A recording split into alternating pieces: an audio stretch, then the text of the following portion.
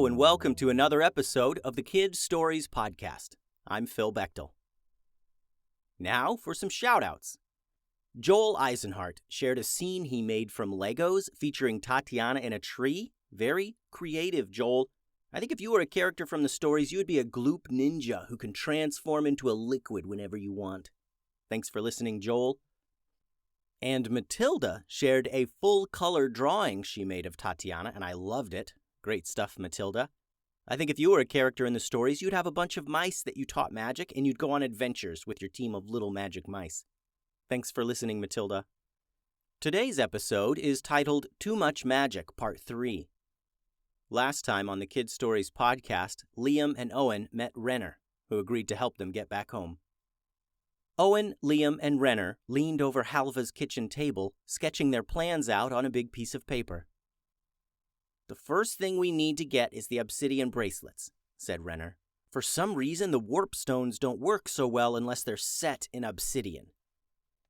"You know, if it's obsidian you need, Element can produce it for you," said Liam. "Your dragon? What do you mean, produce?" asked Renner. "Come on, I'll show you," said Liam. Everyone went back out to the barn where Halva was working. Element and Kylo were curled up with each other on a pile of hay, looking quite comfortable. "You know how dragons sometimes breathe fire or ice?" Liam asked Renner. Well, dragons don't exist around here, but I've heard the stories, yeah," said Renner. "Well, Element here can produce elements and some combinations of elements at will. Watch," said Liam. He approached his sleeping dragon and whispered in her ear. The dragon stretched, stood up, and reared her head back like she was ready to blow flames out of her nostrils. Instead of fire, Element coughed up a few pieces of shiny black stone. Liam picked them up and tried handing them to Renner, saying, "See? Obsidian." Renner leaned back in disgust. "Oh, I don't want those barf rocks," said Renner. "They're not barf rocks, well, I guess they are kind of barf rocks, but they're also obsidian, okay? Just what we need," said Liam. Renner grabbed a pair of work gloves hanging off the barn wall. They took the stones from Liam and looked them over closely. "These aren't obsidian," said Renner. "They're kind of like it, but not really. Obsidian is a deep, shiny black with bright specks of white all throughout. This doesn't have any specks." "It's our obsidian, not yours," realized Owen. "Element can make anything from our world, but she doesn't know about the elements on this world. It's similar, but I guess different enough to be something else entirely." "Well, these barf stones could still be useful," said Renner. "We could carve bracelets out of this barfsidian and replace the ones we steal." Liam sighed. "All right then, back to the drawing board." They all returned to Halva's kitchen, and Renner continued. They drew a basic castle map on a large piece of paper. "All right, this is Mondo's castle," said Renner, pointing to the map. "He lives in this part, and the rest of it is like a huge jewelry store. There's a 20-foot wall around the whole thing and guards all over the place." "So we can't just break in," observed Liam. "And if we can't break in, we need to infiltrate," said Owen.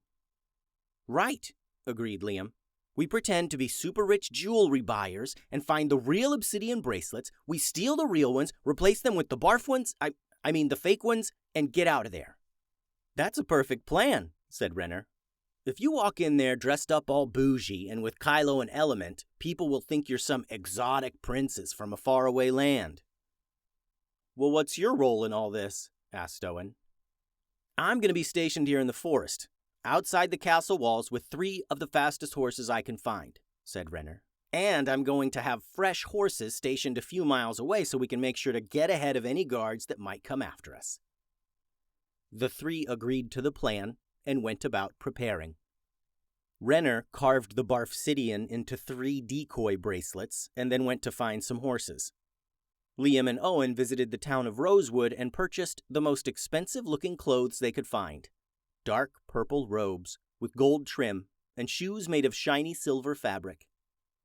They even found expensive silk scarves to drape over Kylo and Element. The 2 brothers looked like royalty. Mondo the jeweler's castle was situated within a massive forest. Liam and Owen walked the long road to the main gate. Kylo and Element, adorned with fancy ribbons, walked on either side of them.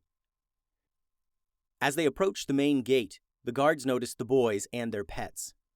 No one in this land had ever seen a two-headed dragon, even a smaller human-sized one like Element. And they had never seen a blue and white cheetah like Kylo either. As they reached the gate, a guard stepped forward and asked, "State your business, please." "We're here to buy," said Liam, without making eye contact with the guard. "And what of your creatures?" asked the guard. "And what of them? Are they not welcome here?" "Are they not welcome here? Shall we turn and take our money elsewhere? Are you trying to—" Liam began arguing with the guard the same way he figured haughty royalty did. The guard interrupted him. No, sir, not at all. Please, go right in." The brothers continued their walk into the castle walls. They went through an expertly manicured garden, featuring the most beautiful and fragrant flowers, bushes trimmed in the shape of animals, and sculptures carved from colored stone. "Wow, this place is amazing," Owen whispered to Liam. "Yeah, and we haven't even gotten inside," Liam whispered back. The inside was even more amazing. The most elegant and shiny jewelry hung from the wrists and necks of statues placed all around the castle. Tables full of food and drinks welcomed the shoppers.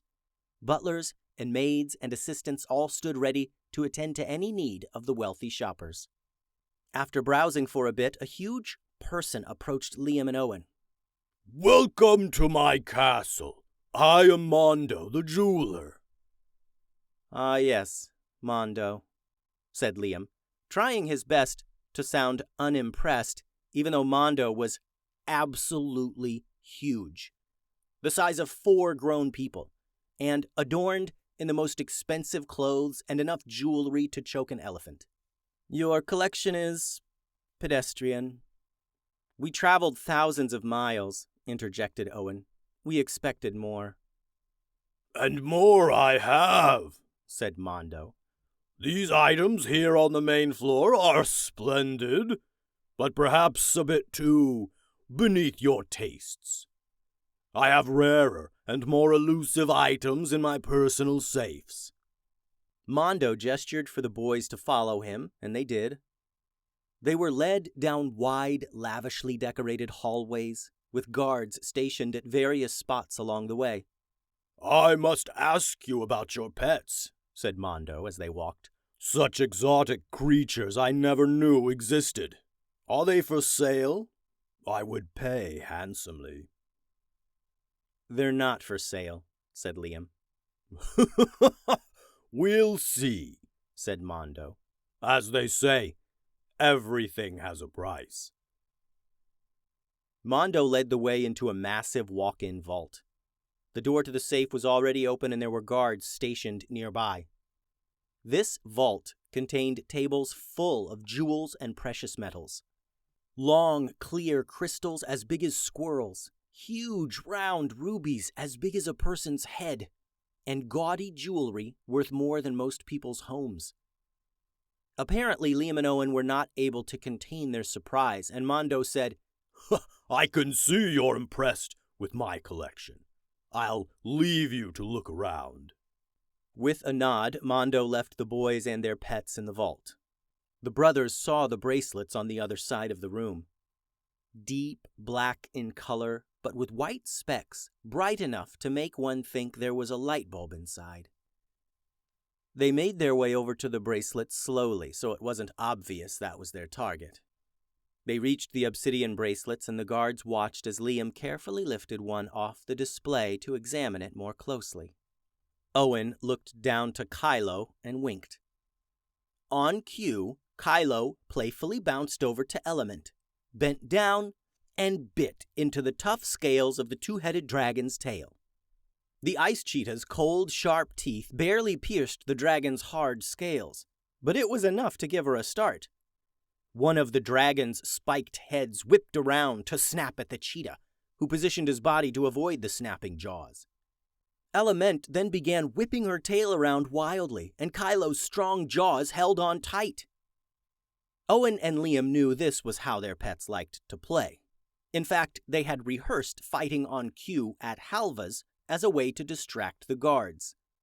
But the guards thought the animals were actually fighting, and they scattered from their posts and tried to contain the wild animals.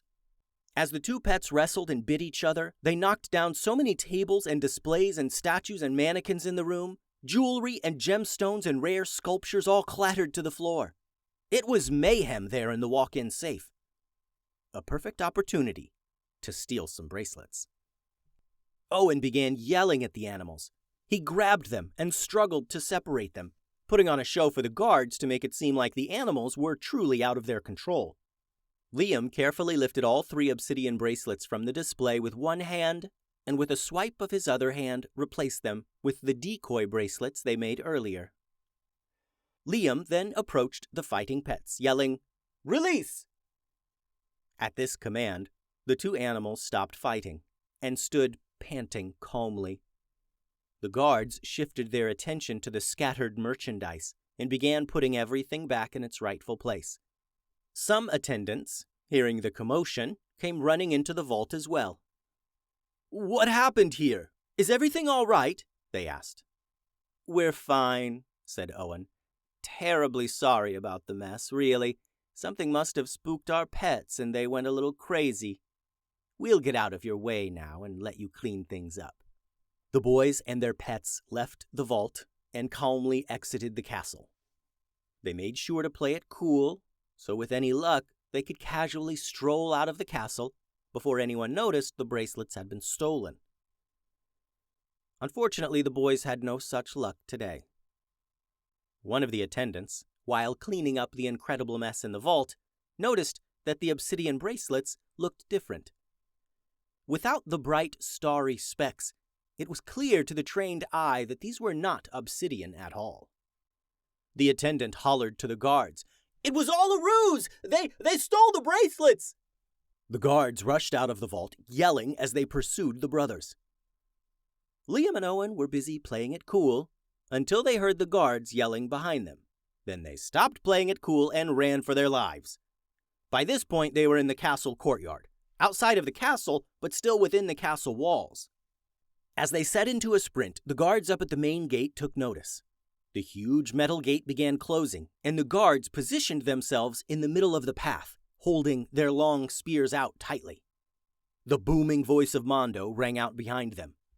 "Stop them!" Owen turned and looked back to see Mondo towering above a large group of guards all rushing after them. As they ran, Liam reached into one of his many pockets and got a handful of light blue powder. As they neared the guards in front of them, Liam tossed the powder and the guards froze in place. They grunted in frustration as their bodies went stiff. Liam, Owen, and Kylo and Element rushed right past the frozen guards and made a beeline for the forest. A little ways into the forest, Liam and Owen saw Renner sitting atop a horse with 2 other horses nearby. "Hop on!" Renner yelled. The brothers each leaped up onto a waiting horse and they all took off away from the castle. Mondo and his guards did not give up so easily. They mounted their own horses and gave chase. Fortunately, Renner had stashed another set of horses miles away just outside a small town, so they were able to leave their tired, thirsty horses and mount 3 fresh horses to continue their getaway. Kylo and Element were used to the travel and had no trouble keeping up. After nearly a day of riding, leading Mondo and his guards all over the land, they ended up back at Halva's farm. Mondo and his guards were either lost or had given up chasing them by now. Mondo would no doubt continue his pursuit of the thieves.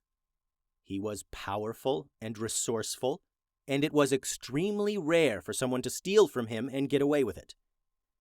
But for now, they were safe. The pets returned to the barn for dinner and some sleep. Owen, Liam, and Renner returned to Halva's kitchen to plan their next heist. The end. Thanks for listening, friends. The website is kidstoriespodcast.com. Send all your drawings and things to kidstoriespodcast@gmail.com. Find hours and hours of exclusive stories at patreon.com/kidstoriespodcast. Adios.